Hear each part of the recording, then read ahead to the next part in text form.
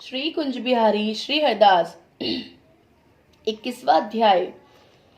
विष्णु पूजन और व्रत। कार्तिक का एक महान विश्व धर्मात्र इस तरह पाया गण से ज्ञान। नारद जी बोले, इस प्रकार गणों के वचन सुनकर और विस्मित होकर दंडवत करके धर्मात्मा बोला, सब मनुष्य यज्ञ दान तीर्थ तप से विपद नाशक विष्णु का आराधना करते हैं, उनमें विष्णु को प्रसन्न करने और समीप दे ऐसा कोई पूजन है जिसके कारण से यह सब यदि सफल हो जाए। गण बोले, हे विप्रिय, तुमने यह इच्छा प्रसन्न किया है। एक प्राचीन वृतांत हम कहते हैं, एकाग्र चित होकर सुनिए। कंचीपुरी में चोल नामक चक्रवर्ती राजा था। इसके ही नाम से चोल देश प्रसिद्ध हुआ। उसके राज में कोई आदमी दरिद्र दुखी पाप बुद्धि और रोगी नहीं था।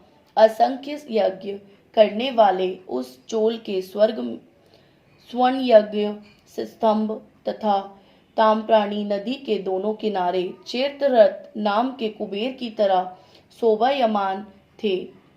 एक समय वह राजा अंत शयन को गया, जहाँ की योगमाया के आश्रम में भगवान शेष सैया पर शयन करते हैं।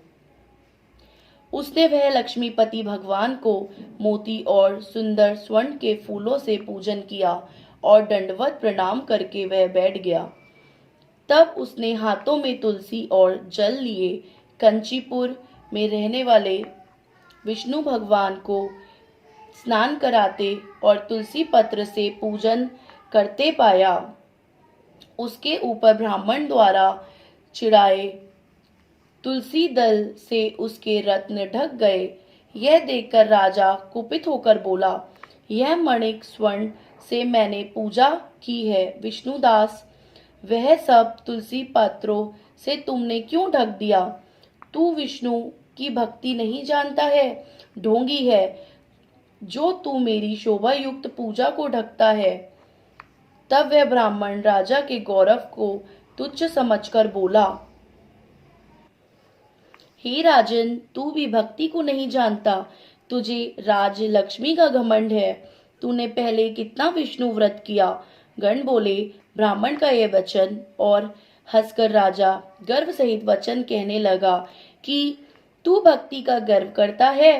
तू बता, तुझ दरिद्री की भक्ति कितनी है? विष्णु को प्रसन्न करने वाले यज्ञ दानादि तूने नहीं किए और ना पहले किसी ने कोई मंदिर बनवाया। ऐसे ही भक्ति का तुझे घमंड है। अब उपस्थित जन देखते हुए भगवान विष्णु मुझको दर्शन देते हैं कि इसको तभी हम दोनों की भक्ति मालूम हो जाएगी।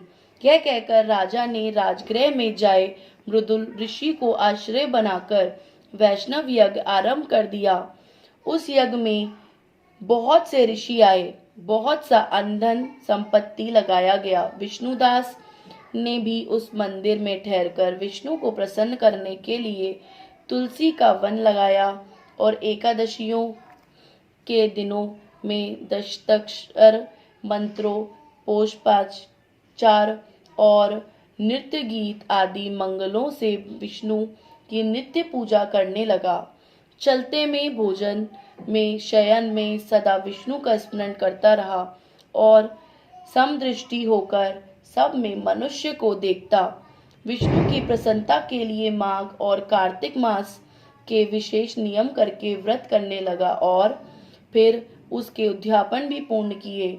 इस समस्त इंद्रियों को वश में करके भगवान का आराधना करते हुए राजा चोल और विष्णुदास को बहुत समय व्यतीत हो गया।